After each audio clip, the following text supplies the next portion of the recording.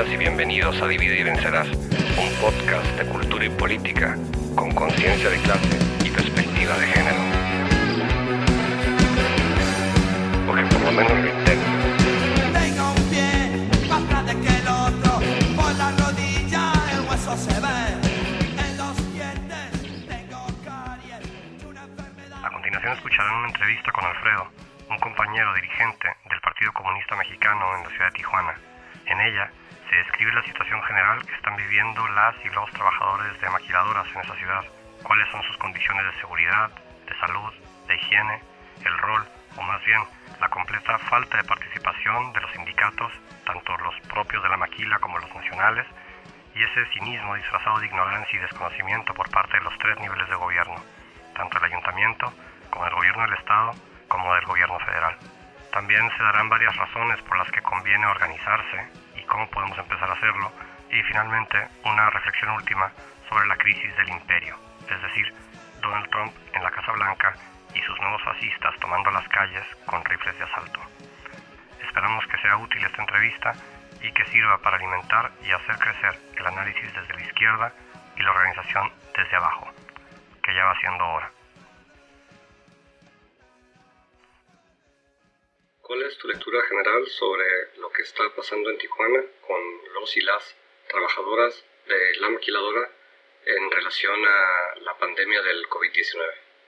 Primero, buenas noches. Como tú dices, ¿qué está pasando? Pues lo que está pasando primero es que el gobierno se ha quitado la careta de árbitro y específicamente de árbitro inclinado a los derechos de los trabajadores para poder a conocer a quien quiera conocer, que en realidad pues es un actor activo en la defensa y en la imposición de los intereses de los patrones. Y lo que está pasando es que el gobierno estatal ha prácticamente invalidado la cuarentena y omitido ya no la simulación de aplicar el decreto de fuerza mayor, sino prácticamente suspenderlo y dar pie a que miles de trabajadores se hayan visto forzados a laborar a partir de la semana pasada.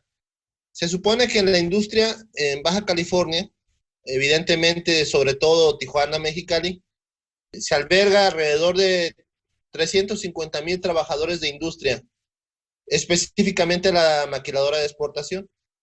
En realidad, en las semanas en donde el gobierno difundió que cerraba empresas, que clausuraba establecimientos, esas medidas apenas alcanzaron, y eso es muy difuso, es muy difícil realmente de precisar hasta dónde. Esas medidas apenas alcanzaron el cierre de aproximadamente el 30% de la industria. O sea que antes del 4 de mayo seguía laborando el 70% de la industria, que es prácticamente una enorme cifra.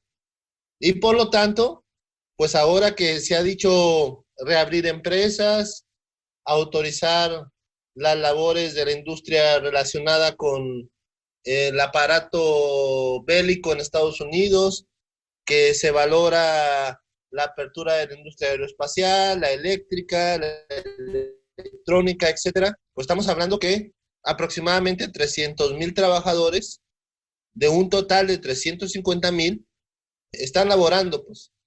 Y lo que sucede primero es eso, la imposición de la marcha y de las operaciones de la industria maquiladora de exportación a costa de los trabajadores, de su salud, de su vida. ¿Cuáles son las condiciones de seguridad e higiene de los trabajadores en sus centros de trabajo? ¿Qué garantías de salud tienen? Yo entiendo, escuchando a un compañero hace unos días, que en realidad no es un problema, lo que hoy vemos es un problema que ya existía antes de la pandemia, que tiene la faceta, o una de sus facetas es el gran problema, el gran pendiente de la seguridad y la higiene en los centros de trabajo, particularmente en los fabriles, que ahora con la pandemia lo que hace es que se agudiza, se torna más grave, pues.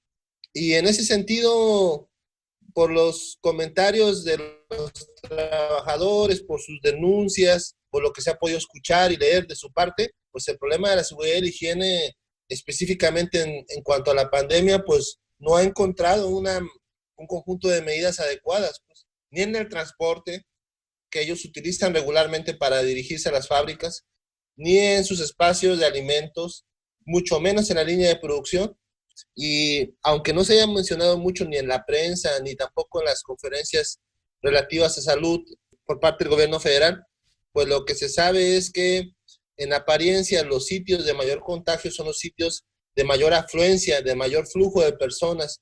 Puede ser una planta productiva, que tú sabes en Baja California albergan a miles de trabajadores simultáneamente, o bien, por ejemplo, espacios o zonas de tránsito de transporte público, ¿no? En Nueva York, por ejemplo, se decía, el metro ha sido un gran factor de contagio, ¿no?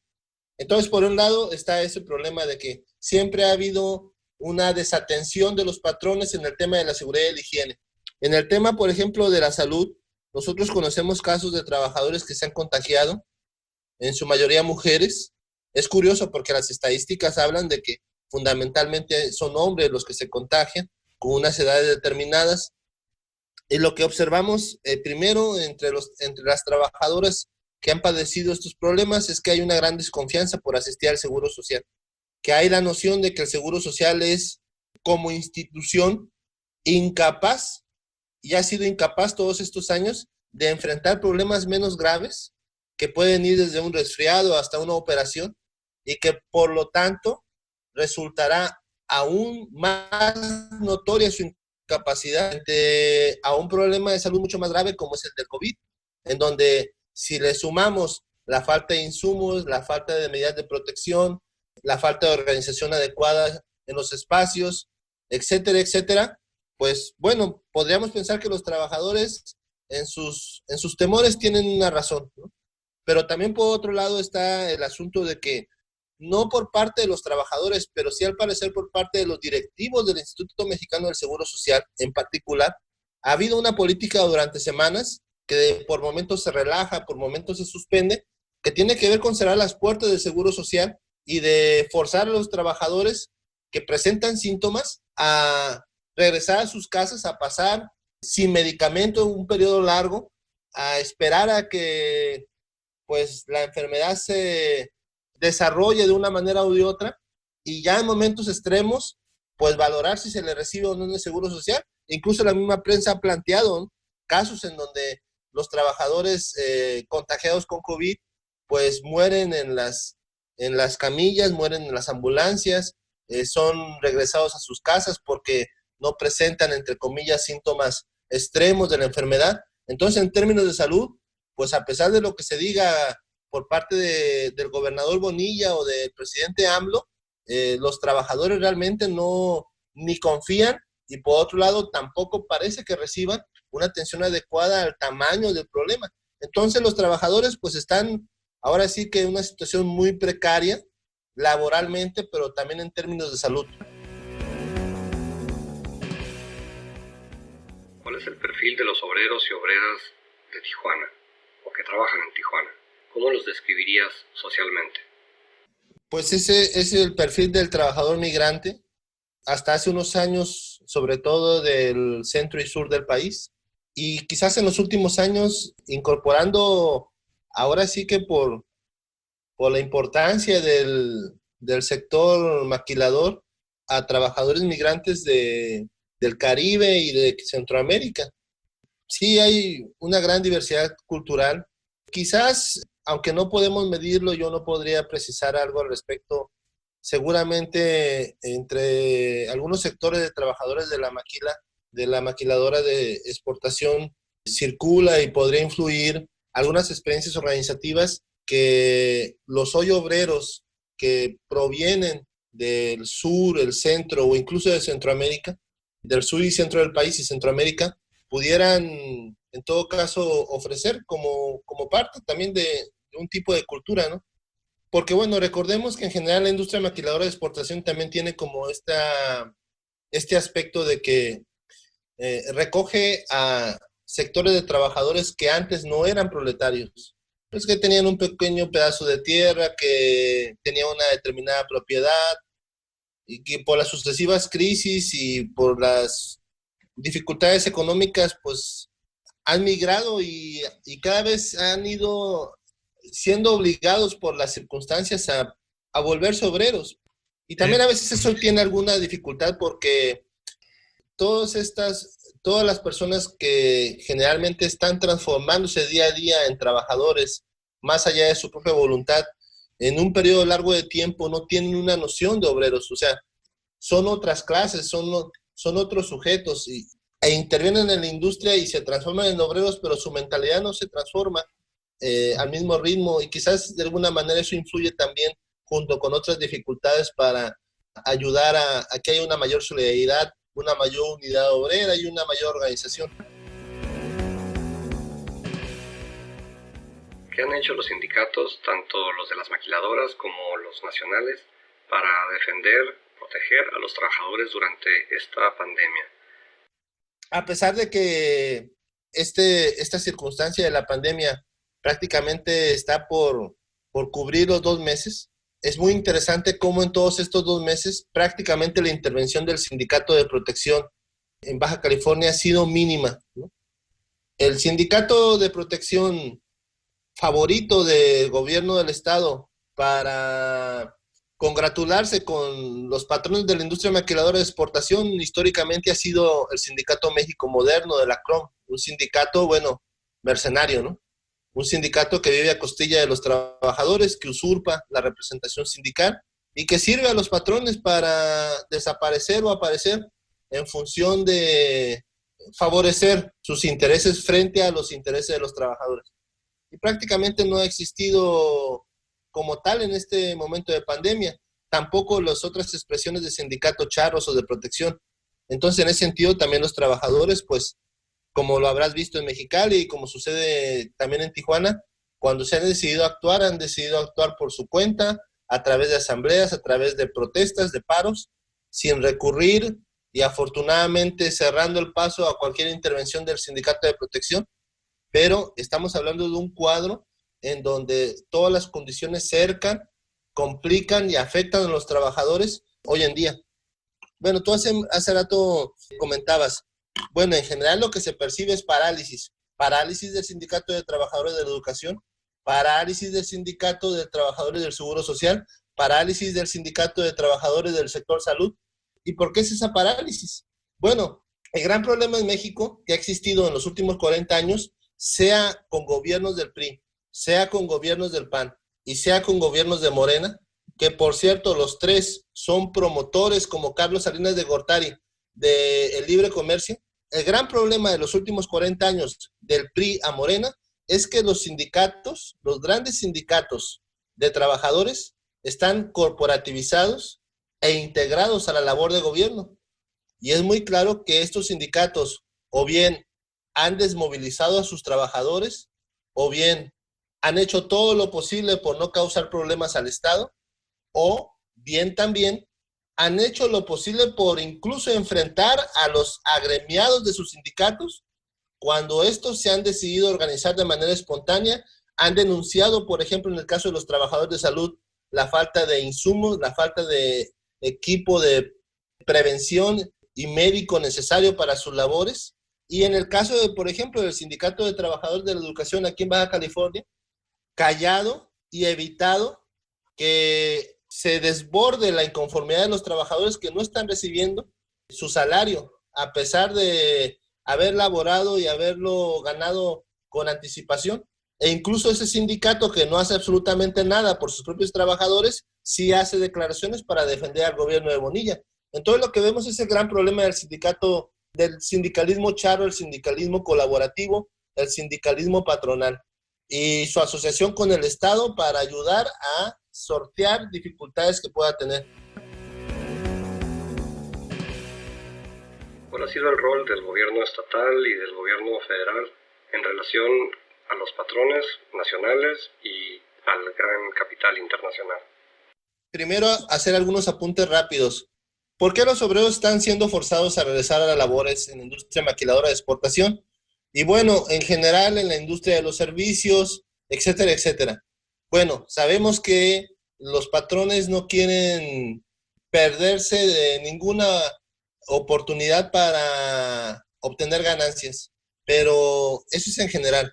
En particular, por ejemplo, es muy notorio que hay una sincronía, que hay una coordinación, una armonía entre diferentes niveles de gobierno, que por ejemplo se incluye de manera muy clara al gobernador Bonilla, al secretario del Trabajo de Baja California, al secretario de Economía, Mario Escobedo Cariñán, pero también en general al gobierno federal, en particular al presidente Andrés Manuel. Y bueno, su interdependencia con otros poderes, por ejemplo, la presidencia en Estados Unidos, etcétera, etcétera. ¿Y qué tiene que ver todo esto? Bueno, tiene que ver con que los obreros se ven forzados a laborar para reaperturar la economía, para inaugurar el Tratado de Libre Comercio 2.0, el TEMEC, bajo el pretexto de que las cadenas de suministro no pueden detenerse en uno de sus eslabones, por ejemplo, en Guadalajara, en Matamoros, Tamaulipas o bien en Baja California, y que por lo tanto entonces hay que sincronizar el inicio de la apertura de la economía México y Estados Unidos. Por eso se ven forzados los trabajadores, o sea, son forzados a la muerte, o son forzados a la precariedad laboral, o son forzados a la enfermedad para los intereses que tienen que ver con el Tratado de Libre Comercio 2.0, denominado TEMEC. Y también, bueno, incluso por la prensa se puede saber que hay un interés por parte de la burguesía en México, por parte de su gobierno, el gobierno de Andrés Manuel, y en particular de los industriales de la maquiladora de exportación, de aprovechar estas circunstancias en donde hay dificultades y parálisis en otros países para captar inversión extranjera directa. Entonces, ese es uno de los motivos, un motivo muy serio y muy importante, que permite a los obreros ubicar quiénes son sus rivales políticos, pero también quiénes son sus verdugos, y frente a quién necesita, así como antes, una organización, desarrollar su organización. ¿Por qué deberían de interesarse los trabajadores y las trabajadoras en formar parte de organizaciones obreras? Bueno, cuando los trabajadores son obligados a laborar para la industria maquiladora de exportación en contra de su salud, de sus derechos laborales y de su vida, se pone sobre la mesa la necesidad de que se organicen por su propia cuenta. Y ahí el partido, por ejemplo, a través de sus militantes, con diferentes esfuerzos y alianzas, lo que está tratando de impulsar es una labor sindical que, digamos, va más allá de los fines del partido, pero que es paralela a sus intereses. Que es decir, que ahí donde haya injusticia, opresión, y donde existan necesidades específicas de los trabajadores, debe de brotar organización sindical, debe de brotar inconformidad sigilosa y conspirativa de los trabajadores. Debe de haber organización que se convierta en un momento dado en una coalición de trabajadores, que se convierta en un sindicato, que se convierta en una tendencia, pero que dé pie a la organización de los trabajadores, que reinicie la experiencia de los trabajadores frente a los patrones en la defensa de sus propios intereses como trabajadores, cosa que hoy en día no existe. Y cuando hablábamos hace momentos de la circunstancia de los trabajadores, de sus matices culturales, de sus orígenes, bueno, en Baja California existe el gran problema de que prácticamente se carece de una experiencia sindical. ¿Por qué se carece de esa experiencia? Porque tenemos 40 años de predominio del sindicato de protección, protegido por el PAN durante décadas y protegido por Morena actualmente, porque los trabajadores no están organizados, porque los trabajadores no tienen experiencias cercanas de cómo poder emprender la organización, y sin embargo es una tarea que tarde o temprano todos los trabajadores deberíamos de hacer, nos vemos impelidos a hacer, que es el hecho de organizarnos. Entonces, en términos prácticos, la necesidad de agitar por todos los medios la importancia de la organización sindical en todas sus formas, y también decirle a los trabajadores, miren a los patrones, no les tiemble la mano para obligarlos a trabajar, no les tiembla la mano para forzarlos a trabajar, no les tiembla la mano para tomar decisiones, no les tiembla la mano para imponer en plena pandemia el interés principal de la economía y del comercio, no les tiembla la mano para imponer la reapertura de la economía e inaugurar el Tratado de Libre Comercio denominado TEMEC, porque a los trabajadores tendría que temblarles la mano. Algún día hay que empezar, y ese empezar significa dar pasos firmes para la propia organización independiente y de clase de los trabajadores. lo que para ellos es importante, que es el interés económico y la explotación de los trabajadores. Que eso no sea molestado por el tema de la pandemia. Y entonces vemos que el discurso de salud y político frente a la pandemia se va haciendo cada vez más esperanzador y se va haciendo cada vez más favorable. Y nosotros decimos, bueno, eso sucede porque el interés es que los obreros regresen a laborar a pesar de todas las circunstancias. Y al mismo tiempo que se hace eso, no se relaja el discurso de la sana distancia. Que por un lado nosotros vemos ese discurso tiene un filo, tiene un perfil militarista. No se ha hablado mucho, pero la Guardia Nacional resguarda hospitales, el Ejército resguarda los almacenes de insumos del Seguro Social. O sea, ¿por qué sucede eso en México, ¿no? Y también en Baja California, específicamente en el Valle de San Quintín, se ha militarizado la vida de los trabajadores agrícolas. ¿Por qué sucede eso? Entonces decimos, la sana distancia también es una cobertura que el gobierno utiliza para desarrollar militarización, para evitar que mientras los empresarios hacen política, los trabajadores también la hagan. Y en lugar de eso se confinen en sus viviendas. Entonces, lamentablemente, lo que se ve es que puede ocurrir que haya un periodo en donde se imposibilite a los trabajadores y a los sectores populares a salir a las calles, a charlar, a reunirse, a hacer política, etcétera, etcétera. Y en ese marco nosotros decimos, los trabajadores necesitan valorar la posibilidad de formar organizaciones que no necesiten de la apertura de la fábrica o de poder andar en la ciudad con libertad. Y las organizaciones que impulsamos hoy en día, amplias, para poder organizar trabajadores independientes, obreros de fábrica, mujeres trabajadoras, artesanos, pueblos indios, etcétera, etcétera, es los comités de solidaridad obrera y popular, que por un lado se enfrenten a las circunstancias y a las necesidades que ellos quieran poner sobre la mesa, con donación de los servicios públicos, no suspensión, cancelación por un periodo de tiempo de los cobros de agua, de luz, de gas, de teléfono. Programa alimentario a favor de los desempleados, a favor de esos sectores. ¿Cómo se pueden organizar los trabajadores dadas las condiciones actuales y de qué forma? Cuando mencionas que cuando lees las denuncias obreras podría pensarse que eso está ocurriendo hace muchas décadas, es porque precisamente hace tiempo los trabajadores padecen el capitalismo, padecen las consecuencias del capitalismo, de su anarquía y de sus crisis. Y bueno, ahora lo que estamos es ante una prueba palpable de eso, de lo que significa la sociedad capitalista para los trabajadores. Por otro lado, estamos frente a una aparente pausa en Baja California de la inconformidad y la insumisión. No estamos, por lo menos públicamente, tan informados como hace unas semanas de paros sucesivos en diferentes plantas o de diferentes muestras de rechazo de los obreros a los planes patronales. Pero por un lado eso no significa que no vayan a continuar esas inconformidades o que incluso se vuelvan cada vez más duras, más reacias, más álgidas. Lo que tenemos es simplemente un estado de cosas temporal, pero debajo de ese estado de cosas, la inconformidad obrera se va aglutinando y se va formando. El partido es un partido que ha trabajado unos 10 años en poder tener una política que pueda servir a los trabajadores.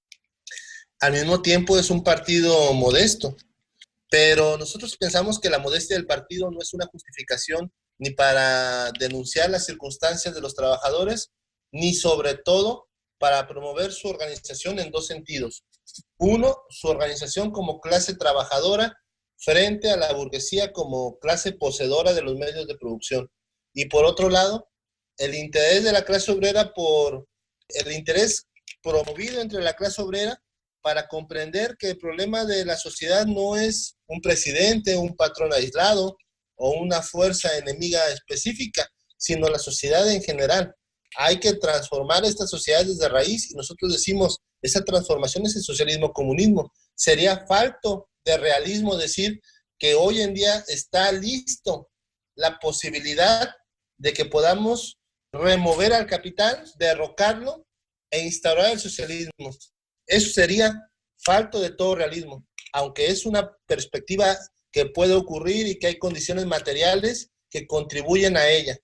Sin embargo, lo que sí creemos que es de todo realismo es la necesidad de la organización. ¿Cómo es posible, por ejemplo, hacer armónica todos los intereses que los trabajadores puedan tener?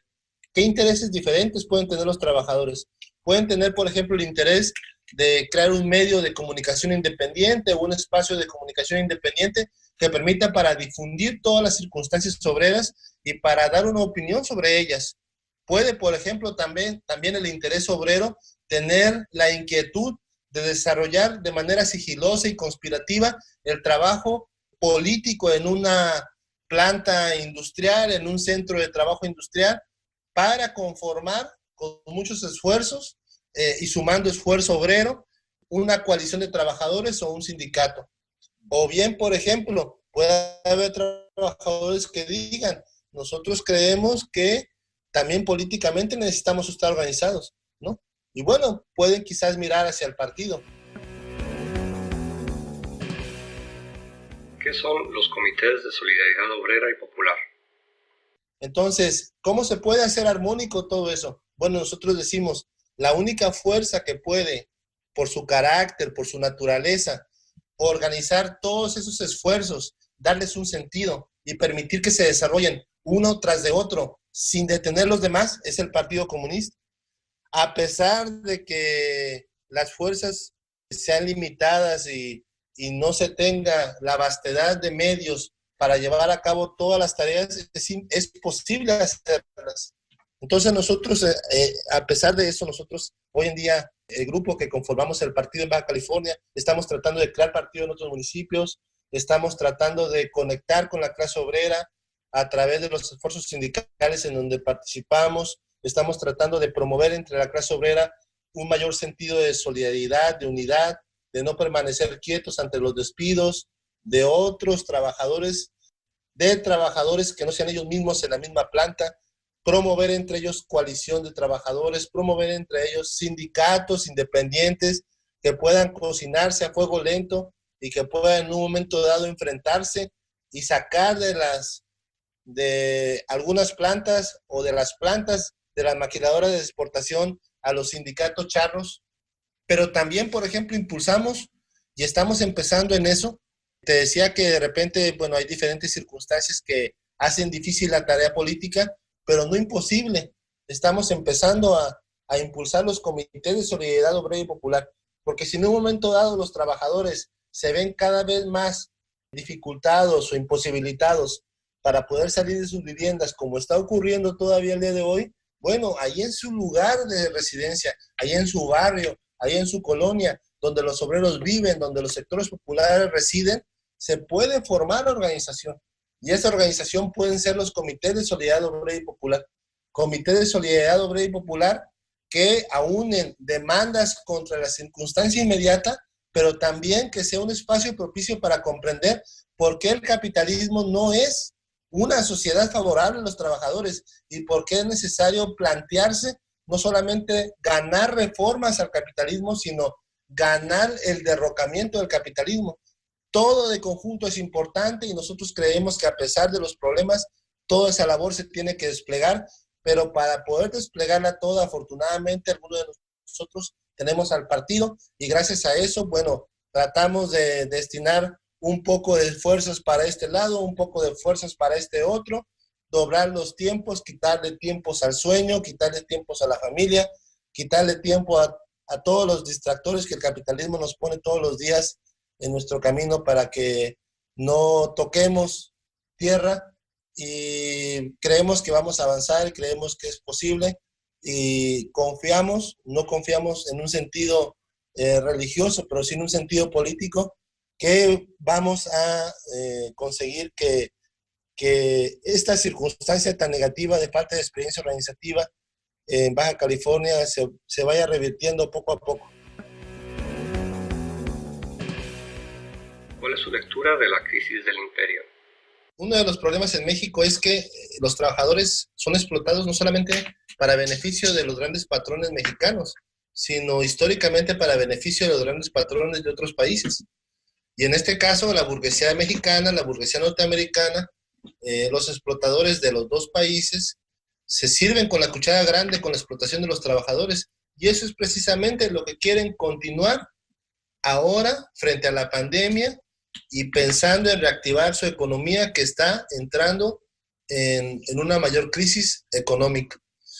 El hecho de que, por ejemplo, los intereses de Estados Unidos tengan tanto peso en la decisión del gobierno mexicano tiene que ver en que el gobierno mexicano y el gobierno estadounidense comparten el interés de la explotación de los trabajadores y son grandes socios comerciales y se benefician mutuamente de ese tratado comercial que es el TEMEC. Pero también si analizáramos, por ejemplo, el peso de Estados Unidos en la economía mexicana, veríamos por qué tiene tanto peso en su política. Por ejemplo, yo aquí tengo unos datos muy breves que los voy a mencionar. 97 de las 500 empresas más grandes que operan en México son de origen estadounidense, por ejemplo. En México, aún hoy en día, la mayor exportación de capitales, la inversión extranjera directa, proviene en su gran mayoría de Estados Unidos. Estados Unidos y sus empresas, sus monopolios, dominan, por ejemplo, diferentes ramas de la economía nacional. Por ejemplo, la industria automotriz la domina con el 53% de capitales existentes en ella. Por eso el interés de AMLO y la insistencia de que la industria automotriz debe de iniciar operaciones aún en plena pandemia y antes que en Estados Unidos. Por ejemplo, también los capitales norteamericanos dominan el sector de las autopartes, dominan la fabricación de maquinaria, dominan con el 66% el sector eléctrico, dominan el sector aeroespacial, dominan la industria química, dominan la fabricación de plástico y hule, dominan el sector energético, dominan el sector de bebidas y tabaco, etcétera, etcétera. Y por eso, por ese gran peso en la economía de Estados Unidos, es que en realidad Estados Unidos puede, en colaboración y gracias a la dominación del gobierno mexicano y de la clase burguesa en México, imponer su interés. Entonces nosotros lo que decimos es, después de la pandemia, que seguramente terminará días y meses después de cuando oficialmente así lo declare el gobierno mexicano, viene una pandemia más grave, que es la pandemia de la crisis económica, y frente a la cual los trabajadores necesitan organizarse de múltiples maneras, en términos barriales, en su colonia, en su fábrica, en su planta de trabajo, con sindicatos, con coaliciones, pero también políticamente. Y nosotros decimos, bueno, políticamente para quien así lo desee, están abiertas las puertas del Partido Comunista, porque habrá que hacerle frente no solamente a miles de despidos, a miles de casos de recortes salariales, a imposiciones en las condiciones de trabajo, pero también habrá que hacerle fuerte a una militarización cada vez más grande del país y habrá que hacerle fuerte a una agresión cada vez más notoria a los trabajadores independientes, a los pequeños comerciantes, a los artesanos, a los pueblos indios, no solamente con grandes proyectos como el Tren Maya, etcétera, etcétera, sino también con medidas de fuerza para impedirles ganar el sustento diario. Y habrá, como tú lo mencionas, que organizarse porque la amenaza de la guerra cada vez se vuelve más notoria. Hay una gran contradicción entre el polo chino y el polo norteamericano que se refleja en los discursos que mencionaste y que frente a eso los trabajadores también tenemos que estar organizados. Es una labor de todos los días, es una necesidad.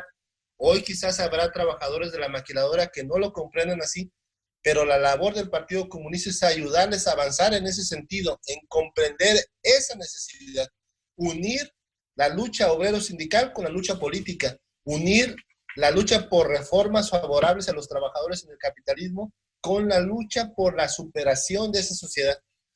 No es posible hacer esa sociedad más agradable, menos cruel, menos despiadada.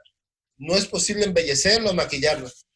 Ya vemos lo que ha ocurrido en estos meses de gobierno de López Obrador, que no ha satisfecho los intereses de los trabajadores, y ya vemos, y con eso concluyo, lo que tú bien acotas sobre el caso norteamericano, es una cosa terrible lo que sucede hoy en Estados Unidos.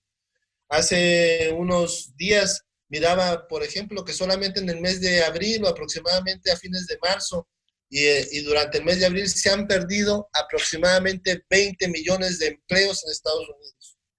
Hay millones de trabajadores norteamericanos, los que legalmente pueden hacerlo, que se han acogido a los sistemas de ayuda del gobierno federal. Y al mismo tiempo hay una gran campaña para hacer lo mismo que hace López Obrador en México, pero con otro discurso. ¿Y qué es eso? Es decir, confinamiento es igual a socialismo. Hacer grandes mítines levantando, exigiendo el levantamiento de la cuarentena, incluso con presencia armada, como tú lo mencionas, en espacios públicos norteamericanos.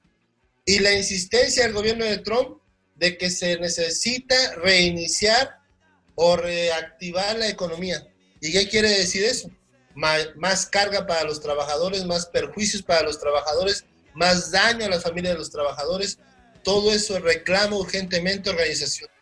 Entonces, ni Trump es la esperanza para los trabajadores norteamericanos, ni tampoco su sucesor, que seguramente pudiera recaer en el Partido Demócrata, ni el gobierno de Obrador, ni sus continuadores o sus opositores son la esperanza y la organización necesaria, la alternativa para los trabajadores en México, y por lo tanto los trabajadores en México como los trabajadores norteamericanos, hermanados por su condición, pero también por sus dificultades, la única alternativa que tienen es la alternativa de la independencia de su organización, la alternativa de su organización como clase, la alternativa de su organización pensando no solamente en lo inmediato, sino en la revolución necesaria, la alternativa de la lucha franca contra los capitalistas.